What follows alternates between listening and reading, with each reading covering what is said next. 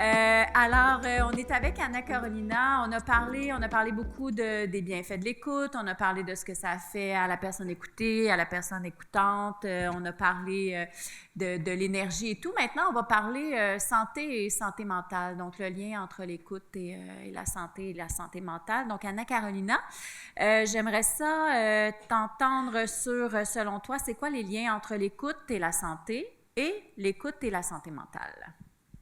Parfait. Bien, est-ce que vous m'entendez? Peut-être parler.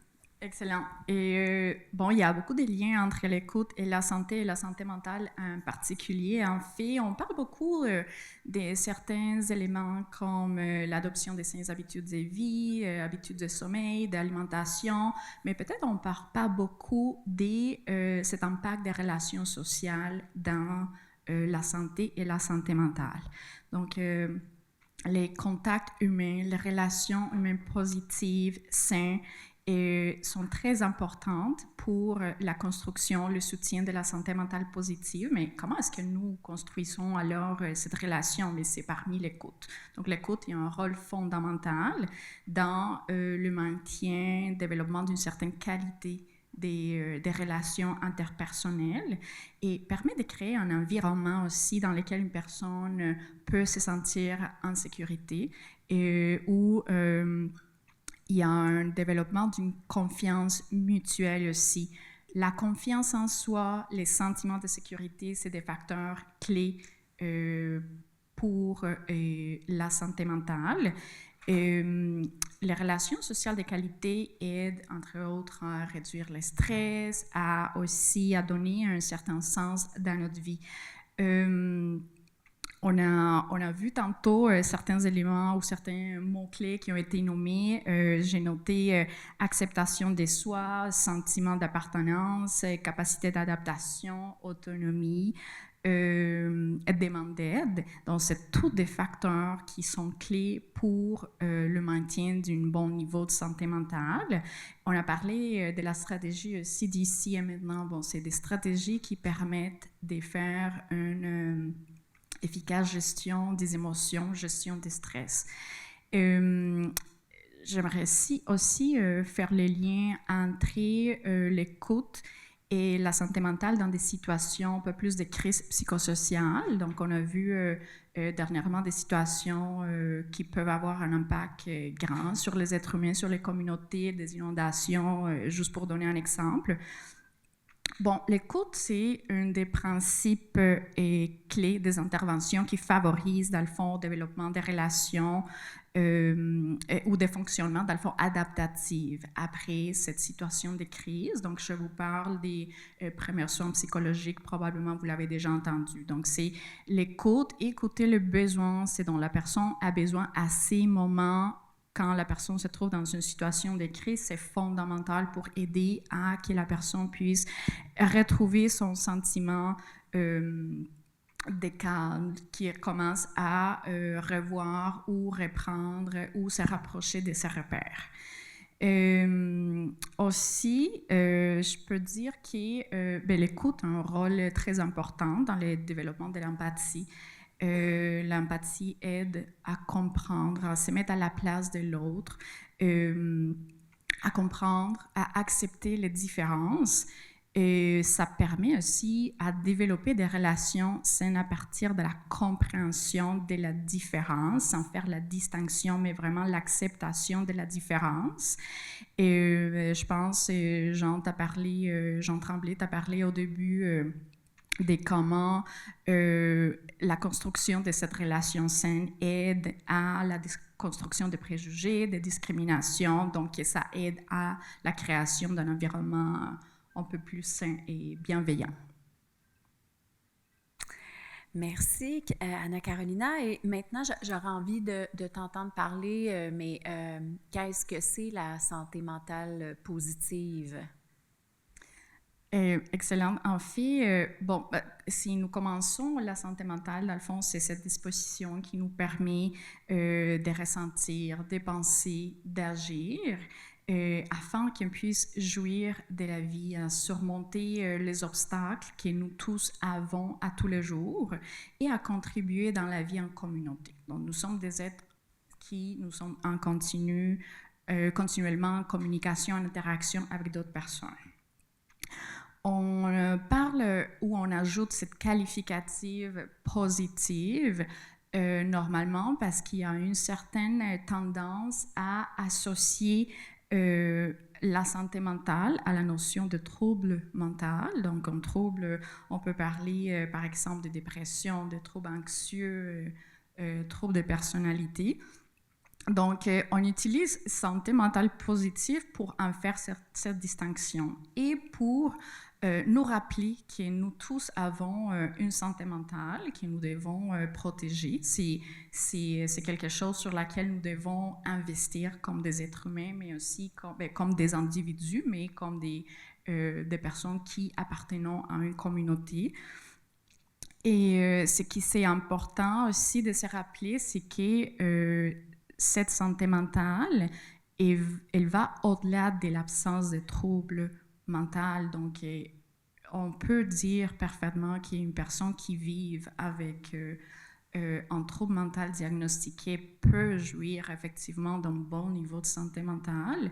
Et de la même façon, une personne qui ne vit pas avec un diagnostic de trouble mental peut éprouver des moments difficiles dans sa vie qui vont fragiliser différentes sphères de sa vie, qui vont probablement avoir un impact un peu plus négatif dans son niveau de santé mentale. Donc, ce que je voudrais montrer, c'est que la santé mentale, ça peut fluctuer. Le niveau de santé mentale, ça peut fluctuer et c'est tout à fait normal. Ça peut fluctuer tout au long de la vie, depuis notre naissance jusqu'au dernier jour, et est très en lien aux choses que nous vivons. Donc, c'est très en lien et interaction continuelle de différents facteurs, facteurs individuels, facteurs un peu plus qui caractérisent notre milieu de travail, études familiales. Tantôt, vous avez fait référence à l'écoute dans un contexte de petite enfance. Donc, ça, c'est important pour le développement des liens d'attachement. Et cette façon dont le membre de la famille communique, ça va clairement marquer ou donner une certaine caractéristique à l'environnement familial. Et c'est clé aussi pour le développement, le soutien d'un bon niveau santé mentale. Et il y a aussi des éléments un peu plus, si je peux dire, de façon un peu plus structurelle, donc un peu plus indirecte, mais qui font partie du contexte où nous vivons. Donc, on peut parler de politiques publiques. Les politiques publiques peuvent avoir une influence positive ou négative sur la santé ou la santé mentale. Effectivement, est-ce que le contexte où nous vivons est marqué par des inégalités? Ça va avoir aussi des impacts sur la santé mentale. Est-ce qu'il est marqué par la discrimination, par la stigmatisation? Certainement, ces types d'éléments un peu plus à niveau de structure vont avoir des impacts sur un individu et sur les communautés. Donc, au large, je parlais de différentes dimensions. Donc, la santé mentale, c'est un phénomène complexe. Et il y a une composante un peu plus émotionnelle, mais une composante aussi un peu plus psychologique et sociale, évidemment. C'est quelque chose fondamental et un des trois piliers de la santé mentale. Justement. J'aimerais ça savoir les actions qui sont posées sur cette santé mentale positive-là, comment elles peuvent être un facteur sur cette transformation sociale? En fait, ce qui est important, c'est effectivement mettre en valeur ce type d'actions qui vont améliorer la santé mentale. Ça peut être différents types d'actions au niveau un peu plus structurel, par exemple la modification ou l'adéquation de politiques publiques.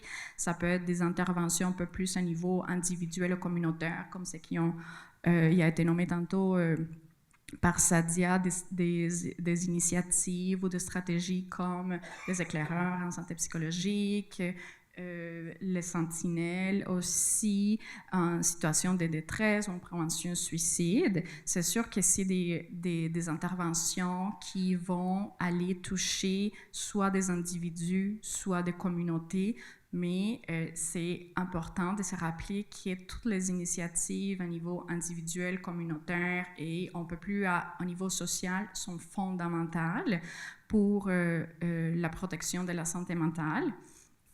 Et en fait, protéger ou travailler pour la mise en œuvre de ces types d'interventions qui vont protéger la santé mentale, c'est sûr qu'il va y avoir un impact positif sur un individu, mais aussi sur une communauté, sur un voisinage, sur un quartier, sur une municipalité. Ça va aider, dans le fond, à ce qu'il y ait plus de personnes engagées, plus de personnes qui veulent agir de façon active, donc il y a plus de participation sociale aussi, donc c'est important tant donner de la place à la participation sociale qu'est de s'engager dans ces mécanismes de participation sociale pour qu'il y ait une interaction vraiment bidirectionnelle. Et la façon dont la santé mentale il va être protégé ou il va être soutenu dans une communauté, il va avoir des impacts dans le micro. Donc, comment est-ce que chaque personne interagit avec son prochain? La santé mentale, avoir une bonne santé mentale, mettre en place des stratégies qui favorisent la santé mentale, il va aider dans la gestion des conflits. Et il va aider aussi à développer cette empathie, cette solidarité et va aider en une certaine mesure aussi à bâtir des communautés inclusives, bienveillantes, qui à son tour vont avoir des impacts sur la santé mentale. Merci beaucoup.